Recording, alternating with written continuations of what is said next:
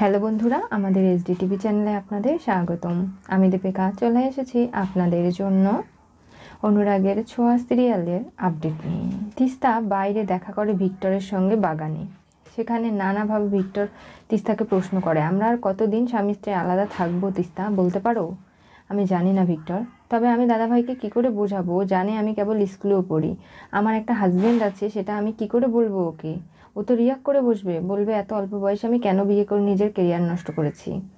কিন্তু আমি যে বোঝাতে পারছি না ভিক্টর, আমাকে কি করতে বলছো তুমি? আমি যে এই দূরত্ব আর মেনে নিতে পারছি না। আমি চেষ্টা করছি যত তাড়াতাড়ি সম্ভব বেশি বেশি টাকা রোজগার করার, তারপরে আমি তোমাকে নিয়ে যাব। আমি জানি তুমি বড়লোকের মেয়ে, কষ্ট তুমি করতে পারবে না, তাই জীবনে বাঁচার জন্য টাকার প্রয়োজন, সেগুলো আমি ইনকাম করছি। ভিক্টর, তুমি কোনো খারাপ পথে টাকা উপার্জন করার চেষ্টা করছো না তো? তখন একটা ফোন চলে আসে। ভিক্টর ফোনটা রিসিভ না করে রেখে দেয়। কি হলো, কে ফোন করেছে? তুমি আবার কোনো অসৎ সঙ্গে পড়ে যাওনি তো ভিক্টর? জীবনে অনেক ভুল অন্যায় করে ফেলেছো, আর কিন্তু এগুলো করো না প্লিজ। আমাদের স্বামী স্ত্রীর জীবন, আমাদের ভবিষ্যতের দিকে তাকিয়ে তোমাকে এখন ভালো হতে হবে। ওদিকে আড়ালে দাঁড়িয়ে দীপা সমস্তটা শুনছে আর ভাবে, ঠিকই তো, ভিক্টর অনেক দিন এই বাড়ি থেকে দূরে রয়েছে, তিস্তার থেকে দূরে রয়েছে, ওদের আলাদা থাকতে দিলে চলবে না। ওরা আলাদা থাকলে ওদের সম্পর্কটা ভেঙে যাওয়ার সম্ভাবনা রয়েছে, অনেক বেশি বেশি জটিলতাও হতে পারে। তাই আমাকে যা করার তাড়াতাড়ি করতে হবে। ডাক্তারবাবুকে সুস্থ করে তুলতে হবে দ্রুততার সাথে। এই খেলা যে কবে শেষ হবে আমি জানি না। এই খেলা আমার যে আর সহ্য হচ্ছে না, কি করে কি হবে আমি বুঝতেও পারছি না। এই বলে দীপা ভেতরে চলে যায়। তিস্তা ভিক্টরকে জড়িয়ে ধরে, আর ভিক্টরও কোনোভাবেই তিস্তাকে ছেড়ে দিতে চাইছে না। বলছে, আমি তোমাকে সত্যিই খুব মিস করি তিস্তা। আমি তোমার কাছে এসেছি তোমাকে দেখার জন্য ছুটে, কতটা যে আকুতি নিয়ে তুমি ভাবতেও পারবে না। আমি সবটাই বুঝতে পারছি ভিক্টর, তবে আমাদের একটু ধৈর্য ধরতে হবে। দেখো আগে কি হয়, তারপরে বুঝবে যে সব কিছু কী করে কি হয়। ঠিক আছে। ভিক্টর চলে যায়।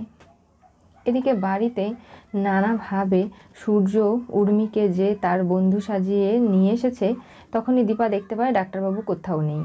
উর্মিকে ইশারা করলে সে বাড়িতে ঢুকে পড়ে। এমনকি জয় উর্মিকে নিয়ে যখন তার ঘরের দিকে যাচ্ছে, তখনই সূর্য চলে আসে, বলে, এ ভাই, এটা কে? আমার বন্ধু উৎপল। কি করছে এখানে? এনেছি আমি ওকে, আমার সঙ্গে থাকবে, লেখাপড়া করবে। কি, তুই তো নিজেই লেখাপড়া করিস না, আর ও কী করে লেখাপড়া করবে? ও কথা কেন বলছে না? ও মন ব্রত রেখেছে, তাহলে কলেজে গিয়ে লেখাপড়া করবে কি করে? এরকম করেই আমি পড়বো, ও শুনে শুনে মুখস্থ করবে, তারপর ও লিখবে পরীক্ষার হলে গিয়ে খাতায়, এই তো আর কি। তাহলে তো পড়াশোনা একদমই হবে না, অতটুকু ডিস্টার্ব করবে? কোনো ডিস্টার্ব নেই, ও তো মন ব্রত রেখেছে। সূর্য, এসব কি করছো কি? দেখো, ওই ছেলেটা লেখাপড়া করতে চায়, জীবনে উন্নতি করতে চায়, পড়াশোনা করে ভালো কিছু করবে, তুমি সেটাতে বাধা দিচ্ছ?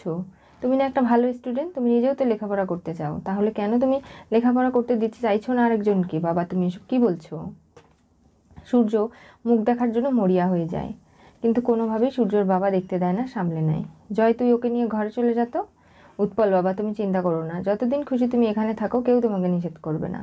জয়, তোর ঘরে নিয়ে গিয়ে বন্ধুর সঙ্গে গল্প কর। জয় নিয়ে যাচ্ছে উর্মিকে।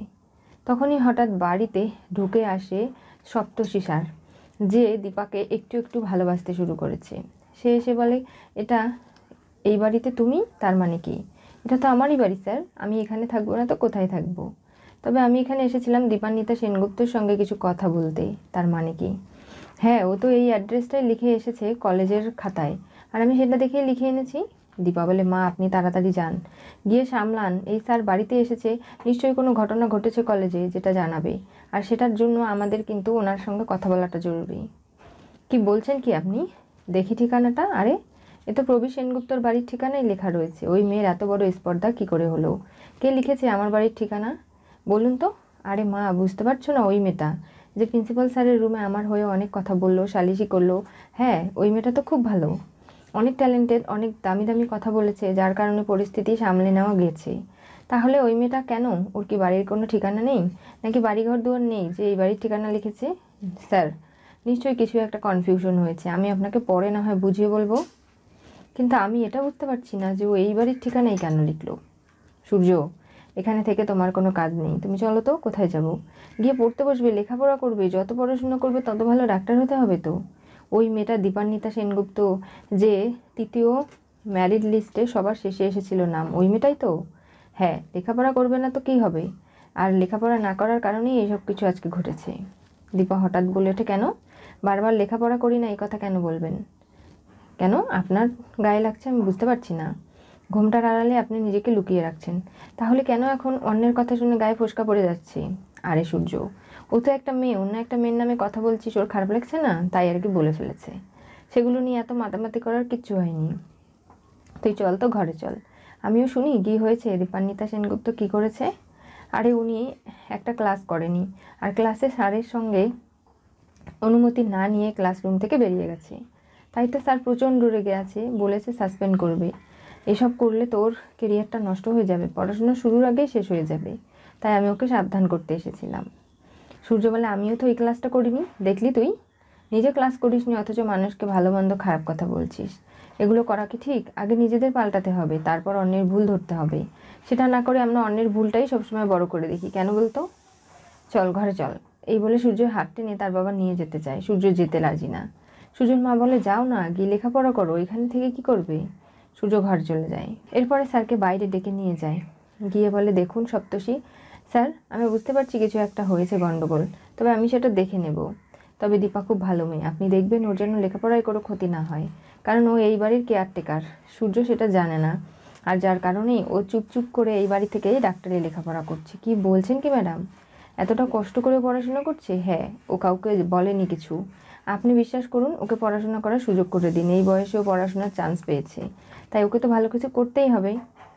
ঠিক আছে, তাহলে ওকে বলে দেবেন যেন স্যারের কাছে গিয়ে সরি বলে, তাহলেই সব সমস্যার সমাধান হয়ে যাবে। আমি স্যারের সঙ্গে কথা বলে নিয়েছি। এই বলে চলে যেতে লাগে, তখনই দীপা ঘোমটা দিয়ে আসতে লেগে ধাক্কা লেগে যায় সপ্তর্ষি স্যারের সঙ্গে। বলে, এই তুমি দীপান্বিতা, তুমি এসব কি পোশাক পরেছো? বাংলার বধূ সেজেছো, শাড়ি চুড়ি গহনা, এসব তো মোটেও কীরকম লাগছে তোমাকে দেখতে। দীপা বলে, স্যার আপনি বুঝতে পারছেন না, ডাক্তার সূর্য সেনগুপ্ত কোনোভাবেই জানে না যে আমি ওনাদের বাড়ির কেয়ারটেকার হয়ে ওনার সঙ্গে লেখাপড়া করছি, কারণ ওনাকে পাহারা দিতে, ওনার পাশে থাকতেই আমাকে চাকরিটা নিয়ে দেওয়া হয়েছে। এখন সেটা যদি আমি করতে না পারি তাহলে কি চলবে? তাই আর কি। আর এই বাড়িতে আমি আউট হাউসে থাকছি। কি বলছেন কি? আমার বাড়িতে এত বড় একটা বাড়ি পড়ে রয়েছে, আর আপনি আউট হাউসে থাকছেন? দীপা অবাক হয়ে যায়, এমনকি লাবণ্য বলে, ঠিক আছে আমি তাহলে চলে যাচ্ছি। লাল গোলাপ এনেছিল, যেটা আড়ালে লুকিয়ে রাখে সপ্তর্ষি, কোনোভাবে দীপাকে দিতে পারে না। মা, এবার কিন্তু সব কিছু সামলাতে হবে আপনাকে। কাকাই চলে আসছে বাচ্চা দুটোকে নিয়ে, এবার ডাক্তারবাবু কী যে প্রশ্ন করবে আমি জানি না। এর মধ্যে প্রবীর নিয়ে চলে আসে বাচ্চা দুটোকে কোলে নিয়ে। এত কান্নাকাটি করছে উর্মির ছেলে যে বলার বাইরে। সেটা শুনে সূর্য বেরিয়ে আসে, বলে, কি ব্যাপার কাকা, এই বাচ্চা দুটোকে? এই বাচ্চা দুটো পালক অ্যাডপ্ট করেছে। তার মানে দিদিভাই কোথায়? আমি তো জানি না। ও জামাইবাবুর কাছে গেছে বিদেশে রুটিন চেক আপ করাতে, চলে আসবে খুব শীঘ্রই, তুমি চিন্তা করো না সূর্য। তবে দুটো বাচ্চা 2 বয়সী, এদের অ্যাডপ্ট করলো, আর দিদি ওদেরকে এখানে রেখে চলে গেল। তাছাড়া কি সূর্য, তুমি যেমন জয়কে সামলাতে পারতে, তেমন ওরাও বড় হয়ে একজন আর একজনকে সামলাবে, সমস্যা কোথায়? আর বাচ্চা দুটোকে দেখলে মনে হচ্ছে ওরা আমাদের বাড়িরই নাতি, সমস্যা তো নেই। মা, তুমি বুঝতে পারছো না?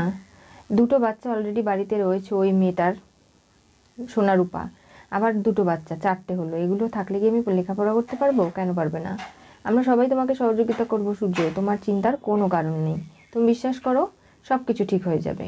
আর যাই কিছু করো না কেন, এইভাবে বাচ্চাগুলোকে বাড়ি থেকে তাড়িও না। ঠিক আছে মা, তুমি যখন বলছো আমি আর কী বা বলতে পারি।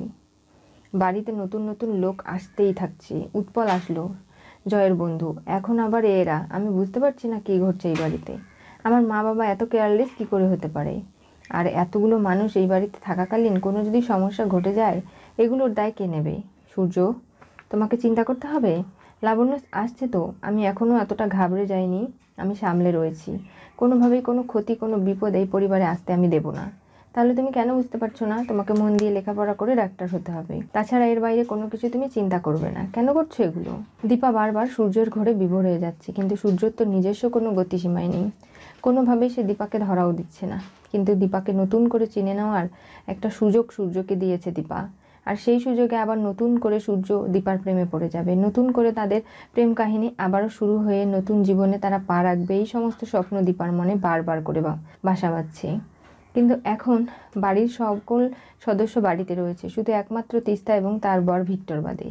ভিক্টরকে ভালো হতে দীপা অনেক সহযোগিতা করেছে, এবার ভিক্টরের ভালো হওয়ার পালা। কি হতে চলেছে অনুরাগের ছোঁয়া সিরিয়ালের পরবর্তী টুইস্টে? তিস্তা ভিক্টরকে কাছাকাছি দেখে দীপা সূর্যের ঘোরে বিভোর হলো। আজকে সূর্য যেভাবে দীপাকে নিজের করে পেতে চাইছে সেগুলো এতদিন সূর্যের মনে কোনোই বাসনা ছিল না। সূর্য স্বপ্নে দেখতো যে একটা মেয়ে তার স্বপ্নে আসতো, কিন্তু সে যে আসলে দীপান্বিতা, তার এত অমায়িক একটা রূপ রয়েছে, এত সুন্দর চোখ, সেগুলো সূর্য আজকে নিয়ে লক্ষ্য করেছে। এতদিন তো তাকে অবহেলা অবচ্ছেদ দায় দূরে সরিয়ে রেখেছিল, কলেজে বন্ধুত্বও করেনি, এমনকি হাত ফিরিয়ে দিয়েছে বন্ধুত্বে। সেই সব কিছু মাথায় রেখেও দীপা এবার নতুন রূপে সূর্যর পাশে দাঁড়ানোর পরিকল্পনা করে সফল হতে চলেছে। জানতে চোখ রাখতে হবে আমাদের চ্যানেলে, পাশে থাকা বেল আইকনটি অবশ্যই করে ক্লিক করুন।